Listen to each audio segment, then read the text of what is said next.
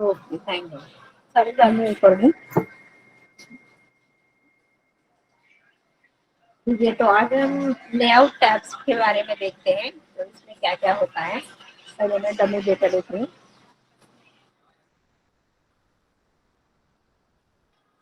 तो इसमें देखेंगे तो सबसे पहले है पेज सेटअप का। पेज सेटअप में हम लोग जाते हैं तब।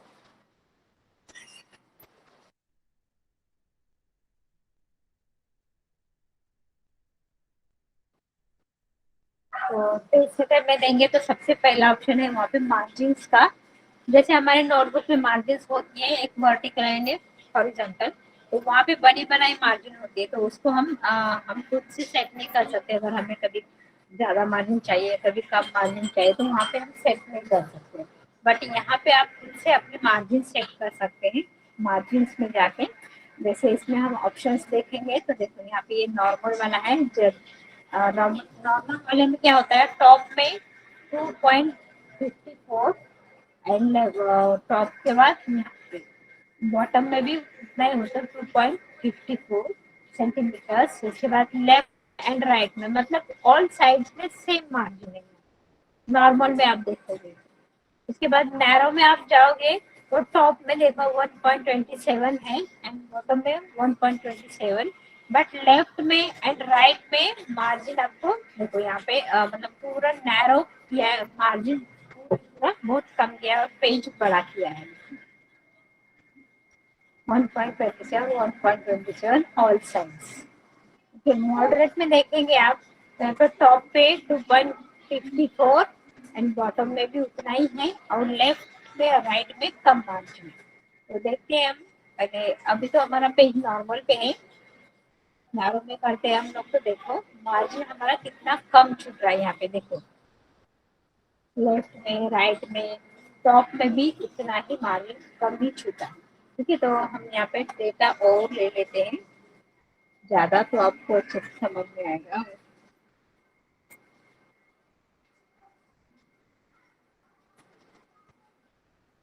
फिर उसके बाद नेक्स्ट वाला मार्जिन है मॉडरेट वाला। तो यहाँ पे देखो आपको लेफ्ट एंड राइट से कम मार्जिन दिखेगा, ठीक है। एंड ऊपर से मार्जिन है अच्छे से,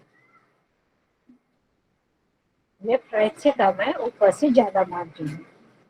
मॉडरेट में आप देखोगे तो टॉप में 2.54, बॉटम में 2.54, मतलब इतना ही है नॉर्मल वाले जैसा।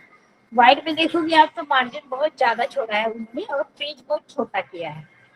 तो इसमें देखोगे तो टॉप में 2.54 एंड बॉटम में भी उतना ही है। लेफ्ट एंड राइट में 5.08।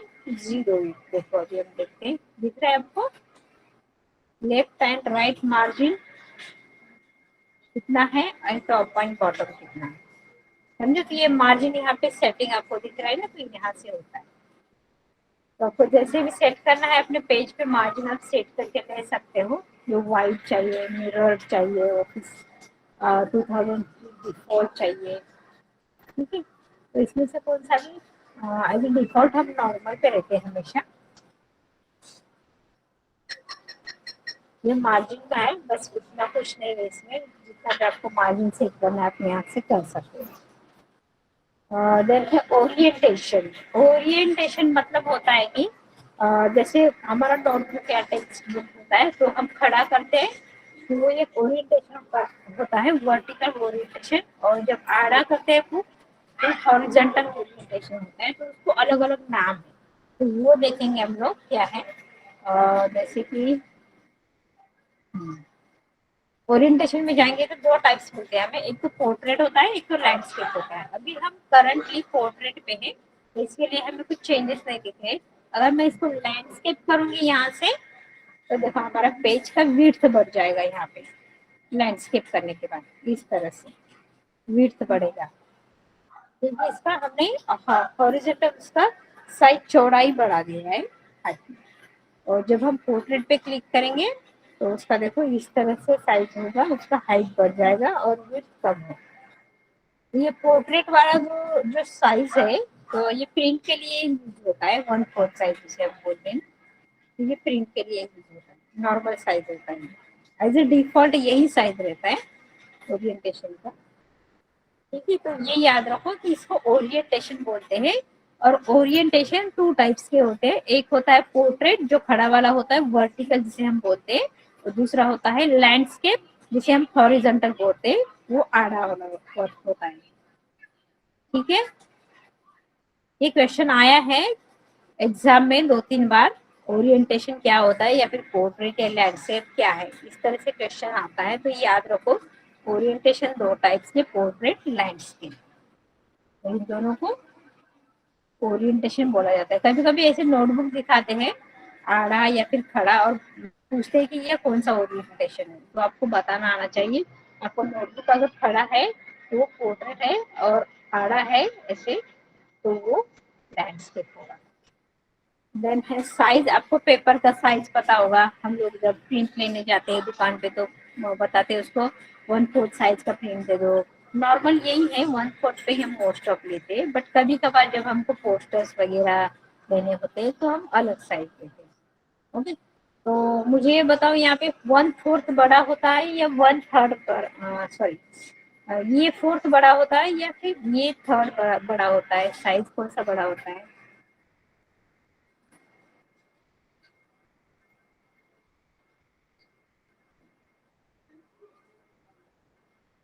कौन सा साइज बड़ा रहेगा, ये थर्ड या फिर फोर्थ या फिर ये फिफ्थ, इसमें से बड़ा वाला साइज?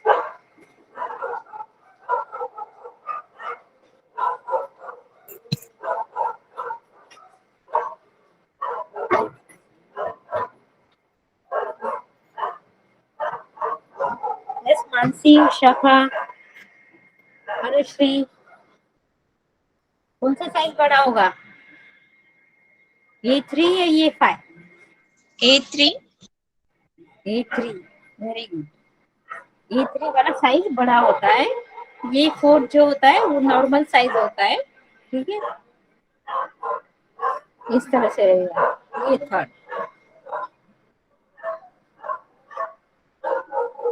ठीक है, तो याद रखो ये फोर वाला साइज, ये फोर साइज पे हम प्रिंट लेते हैं तो ये नॉर्मल है। ठीक है, तो ये भी कभी कभी लेटर्स में होता है यूज, ये साइज। वैसे बहुत सारा साइज है, तो हमारा नॉर्मल ये फोर होता है, इतना याद रखो। पेपर साइज है ये, बाकी कुछ नहीं है। उसके बाद है कॉलम्स। कॉलम्स में हम जाएंगे तो यहाँ पे देखो बहुत आपको स्प्लिट योर टेक्स्ट इनटू 2 और मोर कॉलम्स, आपका जो टेक्स्ट है या डॉक्यूमेंट है ये कॉलम्स में डिवाइड करने के लिए हेल्पफुल है, कॉलम्स वाला option. You can also choose the width and spacing of your columns or use one of the present formats, preset formats. Okay, तो यहाँ से कॉलम्स में हम लोग जाते हैं, तो अभी हमारा फिलहाल 1 कॉलम है, क्योंकि अगर हम इसको 2 कॉलम करेंगे तो इस तरह से आपका डेटा होगा। देखो 2 कॉलम्स में डिवाइड होगा, जैसे आप न्यूज़पेपर पे देखते होंगे तो हमेशा कॉलम्स में न्यूज होता है ना, यहाँ पे थोड़ा न्यूज होगा, कोई पिक्चर होगा, यहाँ पे कोई कॉलम होगा, इस तरह से होता है। ठीक है, तो ये 2 कॉलम्स में हमने डिवाइड किया। अगर इसको आपको 3 में करना है तो 3 में कर सकते हो, इस तरह से। तो ये आपको ना न्यूज लेटर बनाते समय यूजफुल होगा, इसका मैं असाइनमेंट देने वाली हूँ आपको, न्यूज लेटर बनाने के लिए। ठीक है, और इस तरह से आपको करना है, या फिर लेफ्ट में करना है तो देखो राइट साइड में डेटा कम है और लेफ्ट साइड में ज्यादा है, तो लेफ्ट साइड में कम है, राइट में ज्यादा डेटा है।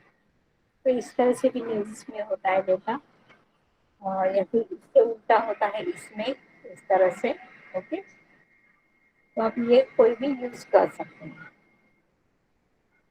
देन यहाँ पे देखोगे तो पेज है, तो पेज में आप यहाँ से इस तरह से point which one page ends and the next page begins.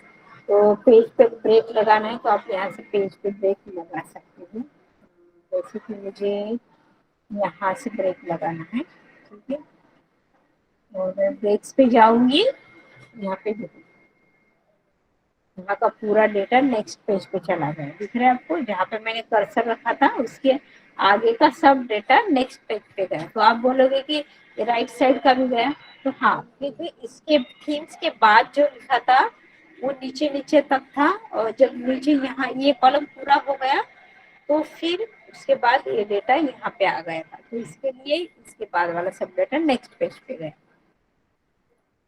ठीक है, तो ब्रेक्स में हम लोग क्या क्या पेज को ब्रेक्स लगा सकते हैं, कॉलम को ब्रेक लगा सकते हैं। यहाँ पे कॉलम ब्रेक्स है, तो कॉलम को भी इसी तरह से हम ब्रेक्स लगा सकते हैं। जो करती हूँ मैं, तो यहाँ से देखो प्लस साइन यहाँ पे क्लिक करके मुझे यहाँ से कॉलम्स को ब्रेक लगाना है, तो यहाँ से मैं इसको कॉलम्स को ब्रेक लगा सकती हूँ। यहाँ का कॉलम आगे ऊपर शिफ्ट होगा, जैसे आप यहाँ पे पिक्चर में देख रहे हैं ना, इसके नीचे का जो भी है डेटा या कॉलम ये दूसरी पेज पे शिफ्ट होगा। जैसे कि यहाँ से रीडिंग वाला जो है, रीडिंग इज इजियर, तो यहाँ से डेटा वो दूसरे नेक्स्ट कॉलम में शिफ्ट हो जाएगा। देखो रीडिंग इजियर दिख रहा है आपको, यहाँ पे आ गया। इस तरह से वो कॉलम का भी ब्रेक हम लोग लगा सकते हैं।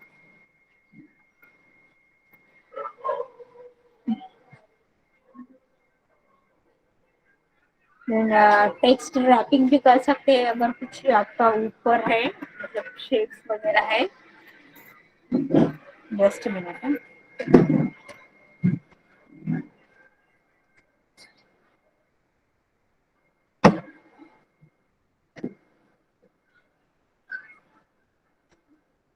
टेक्स्ट रैपिंग का है, अगर आपने कुछ शेप वगैरह लिया है तो वहाँ पे टेक्स्ट है आजू बाजू, तो वो रैपिंग करके उसके आजू बाजू शेप में आ जाएगा। जैसे कि मैं करना पड़ेगा, जस्ट एक शेप लेती हूँ मैं, इंसर्ट में जाके यहाँ से यहाँ पे हम लोग इसको ड्रॉ ड्रॉ कर देते हैं।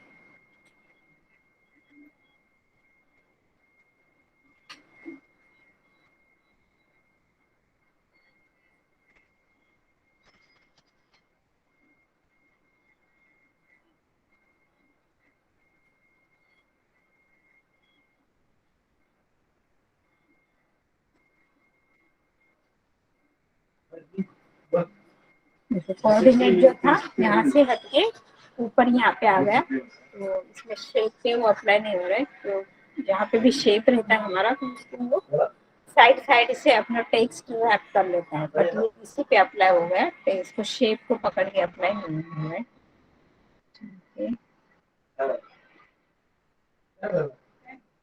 नेक्स्ट पेज, यहाँ से इसके बाद नेक्स्ट पेज पे जाना है, यहाँ से ब्रेक लगा सकते हैं आप नेक्स्ट पेज के लिए।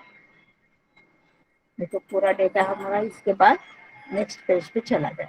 इसके बाद जैसे हम इसमें सीखा था हमने, इंसर्ट टैब में सबसे पहले न्यू पेज लेना है, नेक्स्ट पेज, तो वही है ना। यहाँ पे blank page, page break, page को ब्रेक लगाना।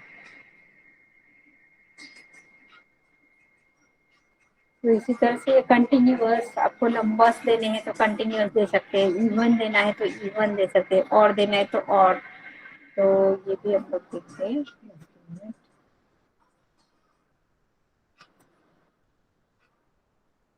और इसको पहले हमें वन कॉलम में कन्वर्ट करना पड़ेगा डेटा को। ठीक है, उसके बाद यहाँ पे जाके हम लोग देखते हैं कंटिन्यूअस। अगर आप insert a section break and start the new section on the same page,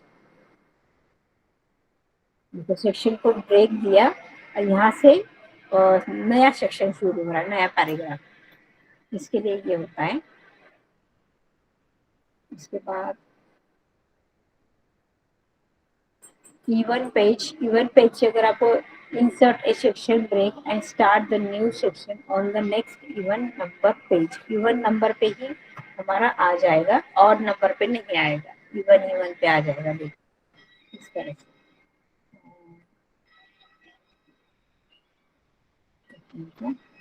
यहाँ पे डेटा है हमारा डॉट पेज पे।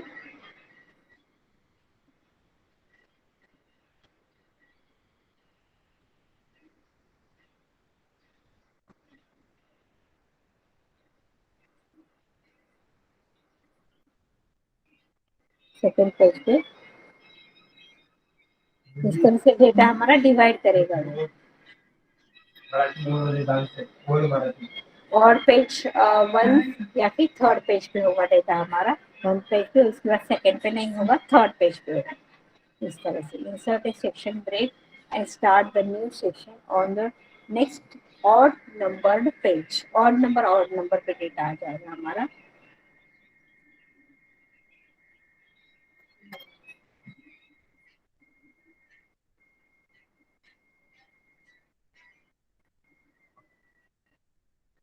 तो इस तरह से फर्स्ट पेज पे आया।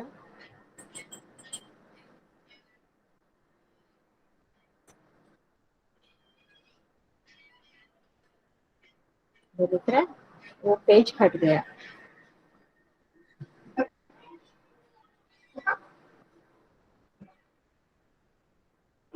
देन उसके बाद लाइन नंबर्स, लाइन को नंबर्स हमें देने हैं। और आपको कंटिन्यूअस देने हैं तो आप कंटिन्यूअस यहाँ से दे सकते हैं, हर एक लाइन को नंबर आ जाएगा इस तरह से। और अगर लाइन नंबर्स में जाके आपको अगर रिस्टार्ट ईच पेज करना है तो हर एक नए पेज से नया नंबर आ जाएगा। इस पे जाने के बाद तो यहाँ से फर्स्ट 1 2 3 4, फिर यहाँ से 1 2 3 4 चालू होगा, हर एक नए पेज से 1 2 3 4 इस तरह से होगा। ओके, स्टार्ट इच सेक्शन पे करेंगे तो आपको अलग अलग ये होगा।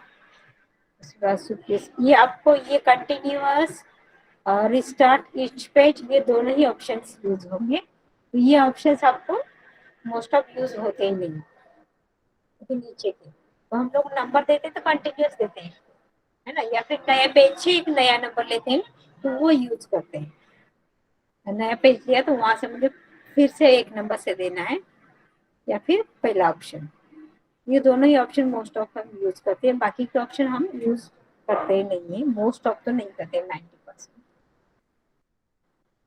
उसके बाद है हाइपरनेशन। हाइपरनेशन के बारे में बताओ तो जैसे कि अभी कोई वर्ड है, बहुत बड़ा वर्ड है, और उसको हमें क्या करना है, हाइपरनेशन का यूज करके उसको, आपने यूज भी किया होगा हाइपरनेशन बहुत बार, स्कूल में, कॉलेज में कुछ लिखते समय हाइपरनेशन।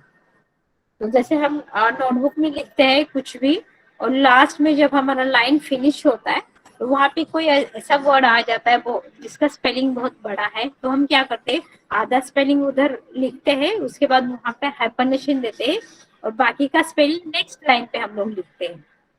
ओके, तो इसको हाइपरनेशन बोला जाता है। तो वो हम यहाँ पे यूज कर सकते हैं। तो जैसे मैंने यहाँ पे कुछ मुझे लिखना पड़ेगा।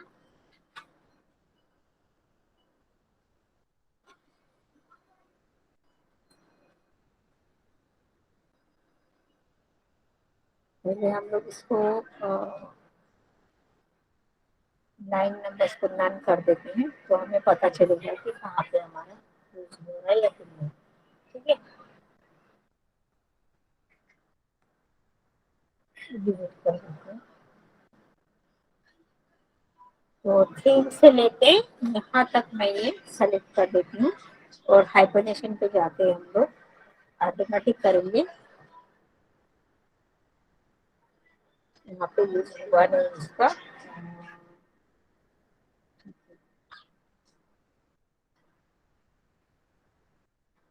नेक्स्ट लाइन पे आएगी।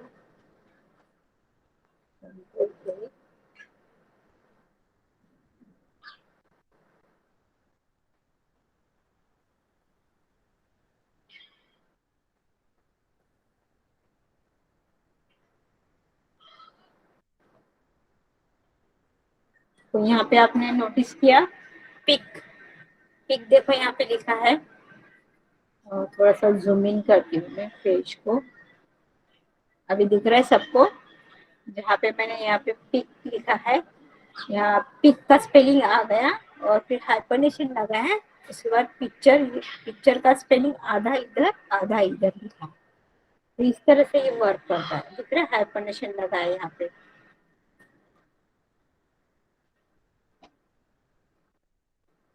और कहीं पे लगा है, देखो यहाँ पे भी लगा है पिक्चर्स को हाइपरनेशन। और यहाँ पे अगर हम कुछ लिखने की कोशिश करते हैं देखो यहाँ पे भी हाइपरनेशन लग चुका है, दिख रहा है आपको? यहाँ पे देखो मैंने हाईलाइट किया है इसको कंप्यूटर पे, यहाँ पे भी है, पिक्चर्स पे भी है, यहाँ पे। समझा मानसी, अनुश्री, विशाखा? गैलरी को भी लगाए, देखो यहाँ पे हाइपरनेशन। आधा वर्ड इधर है, आधा वर्ड नीचे है, और उसको कंटिन्यू कर, मतलब कंटिन्यू वर्ड है शो करने के लिए हाइपरनेशन लगा। ठीक है विशाखा, मानसी, समझ लगा? कर लो ना। Yes ma'am. ओके, कुछ इसमें हार्ड नहीं है हाइपरनेशन, जस्ट एक आपको शो कराता है कि आपका वर्ड दोनों एक ही है अटैच करने के लिए। ठीक है, नेक्स्ट ऑप्शन है हमारा इंडेंट का। इंडेंट हमारा हो चुका है, कहाँ पे हुआ याद आ रहा है किसी को? इंडेंट कहाँ पे हम सीख चुके हैं? अब तक तो हमारे दो ही टैब हुए, तीन टैब हुए, ये चौथा टैब। कहाँ पे हुआ है इंडेंट? देखो यहाँ पे मैं दिखाती हूँ, जैसे यहाँ पे मैं कर्सर रखती हूँ वीडियो के बाजू में, होम में जाते हैं तो यहाँ पे आपको इंडेंट मिलता है, दिख रहा है? Decrease indent and increase indent. तो यही इंडेंट हमें लेआउट टैब में मिलता है, यहाँ से हम इसको इंक्रीज कर सकते हैं। देखो दिख रहा है, मार्जिन बढ़ रहा है हमारा, और नीचे से हम उसको डिक्रीज भी कर सकते हैं।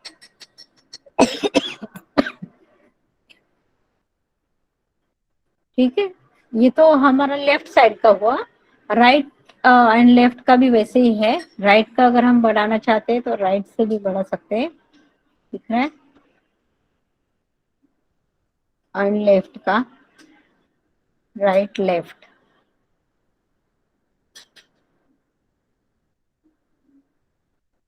नीचे से, दिख रहा है? कुछ फर्क दिख रहा है आपको? पहले ही पैराग्राफ में हो रहा है। कम कर रहे हैं हम राइट साइड से मार्जिन, दिख रहा है? लेस कर रहे हैं। देखो कितना मार्जिन कम छूटा है इधर लेफ्ट में, क्योंकि मैंने कम कर दिया मार्जिन, और बढ़ा सकते हैं, दिख रहा है अभी? इस तरह से आप मार्जिन सेट करने के लिए इंडेंट का यूज कर सकते हो। ये बिफोर का है, आफ्टर का है, ओके? तो सब आप यहाँ से सेट कर सकते हो। देखो बिफोर का मार्जिन बढ़ रहा है हमारा, इंक्रीज हो रहा है, यहाँ से मैं डिक्रीज भी कर सकती हूँ, ओके? तो इस तरह से आप मार्जिन सेट यहाँ से कर सकते हो, और नीचे का भी, आफ्टर का भी वैसे ही आप इंक्रीज या डिक्रीज कर सकते हो।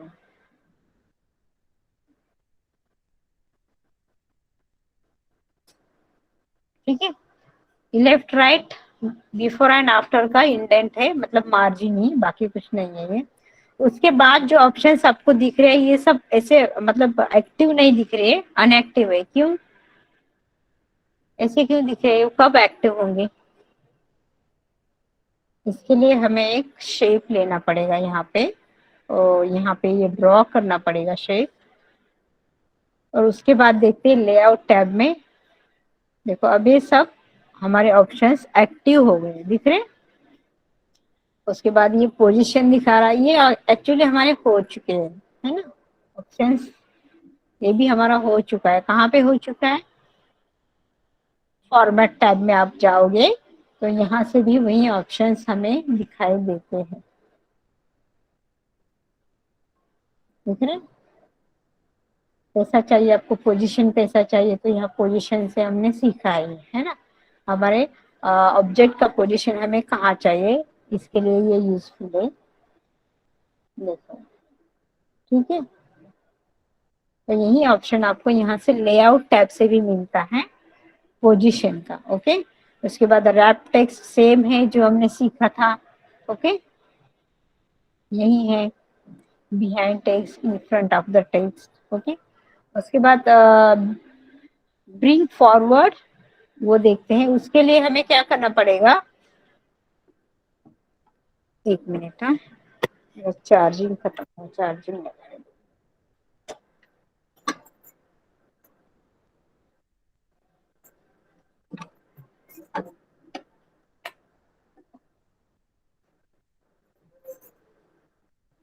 हाँ, उसके बाद हम जो ऑप्शन है इसके लिए हमें और एक शेप लेना पड़ेगा इसके ऊपर, तो ही वो वर्क करेगा, अदरवाइज नहीं।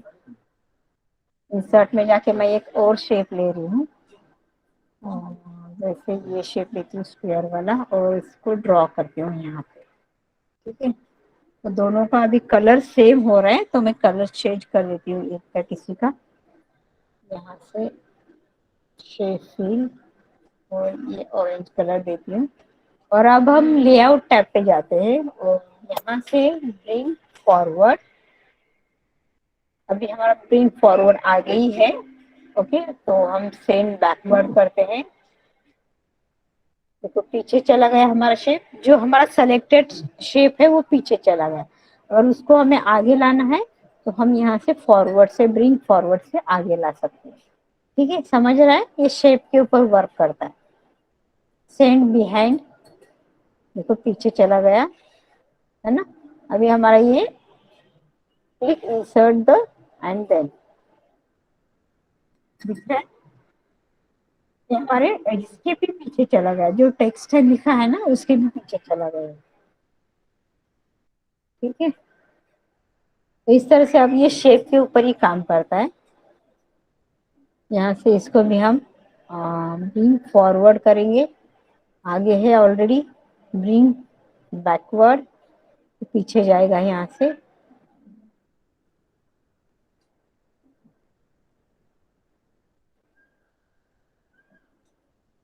Send behind, okay.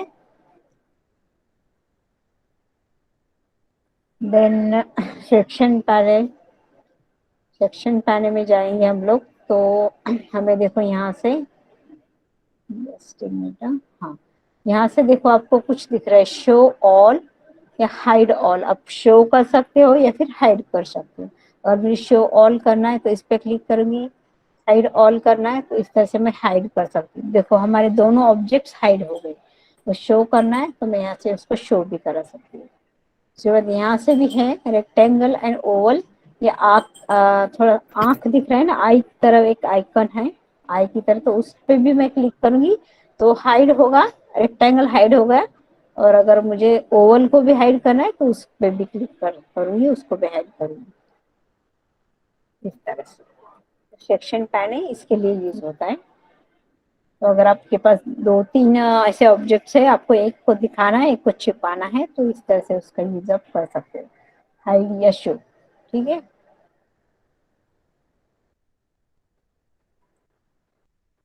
देन उसके बाद है अलाइन।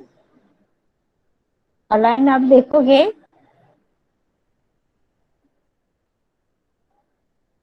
अलाइन देखो, left align, centre align. Left align करेंगे तो देखो आ गया यहाँ पे, इसका ऑब्जेक्ट का अलाइन नहीं है। अलाइन सेंटर करेंगे तो सेंटर में आ गया, यही अलाइन है। अलाइन मिडल, टॉप, बॉटम, ये सब अलाइनमेंट है बस, इसके कुछ नहीं है। उसके बाद टॉप करेंगे तो टॉप में आ जाएगा ऊपर से। ठीक है, एंड उसके बाद है ग्रुप्स। अब ये ग्रुप्स इंपॉर्टेंट है। हाँ, ग्रुप्स में अगर हम जाते हैं, ये सेक्शन पैनल में कट कर देती हूँ।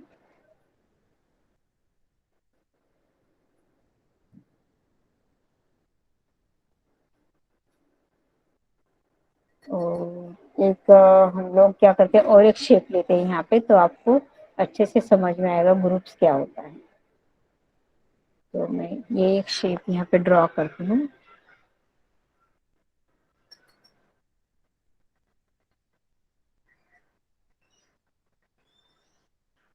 Pentagon,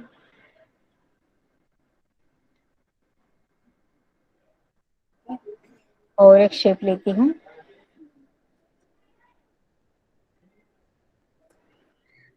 diamond shape. ठीक है, और उसके बाद लेआउट टैब पे जाते हैं हम लोग, और यहाँ पे एक सेलेक्टेड है ऑलरेडी, और मुझे इन सबका एक ग्रुप बनाना है। ये तीन अलग अलग जान है तो उसको हमें एक जान करना है, अलग अलग नहीं रखना है। तो मैं कंट्रोल का बटन दबा के सब शेप्स को सेलेक्ट कर लूंगी। इसको भी सेलेक्ट किया, इसको भी सेलेक्ट किया। ठीक है, अब इन तीनों का हमें ग्रुप करना है, तो मैं जाती हूँ वहां पे ग्रुप वाले ऑप्शन पे, और यहाँ पे ग्रुप करती हूँ। ठीक है, तो तीनों का देखो अभी एक ग्रुप बन गया। तो अभी मुझे इनको मूव करना है, तो मैं तीनों को एक साथ मूव कर सकती हूँ यहाँ से। किसी भी एक शेप पे मैं क्लिक करूंगी तो तीनों भी सेलेक्ट होंगे, और तीनों को एक साथ मैं इस तरह से मूव कर सकती हूँ कहीं भी, क्योंकि इनका एक ग्रुप बन चुका है। ठीक है, इस तरह से। और फिर से अगर मुझे इनको अनग्रुप करना है तो वहीं पे जाके मैं इसको अनग्रुप करूंगी तो वो अलग अलग हो जाएंगे। देखो अभी ये अलग अलग हुए, तब अभी तो मुझे इसको सिंगल सिंगल के ही लाना पड़ेगा, कहीं भी लेके जाना है तो एक एक हो। ठीक है, उसके बाद है ऑप्शन रोटेट वाला। अगर मुझे रोटेट करना है कोई ऑब्जेक्ट को, तो मैं यहाँ से रोटेट राइट 90 डिग्री, देखो 90 डिग्री रोटेट किया। या फिर रोटेट लेफ्ट साइड में 90 डिग्री करना है, तो देखो इस तरह से ये रोटेट हो रहा है। वर्टिकली फ्लिप हॉरिजेंटली रोटेशन का है। ये आप यहाँ से भी डायरेक्टली कर सकते हो, यहाँ से भी। ओके, जैसे कि यहाँ से मैंने लेफ्ट क्लिक बटन दबाया और यहाँ से रोटेशन। ओके, इस तरह से भी कोई किसी भी शेप को आप कर सकते हो रोटेशन। ये भी वही है, बट यहाँ से थोड़ा थोड़ा करके रोटेशन होगा, आपको जैसे चाहिए वैसे। ठीक है, समझा ये सबको? लेआउट टैब हमारा यहाँ पे पूरा हो चुका है। हेलो मानसी,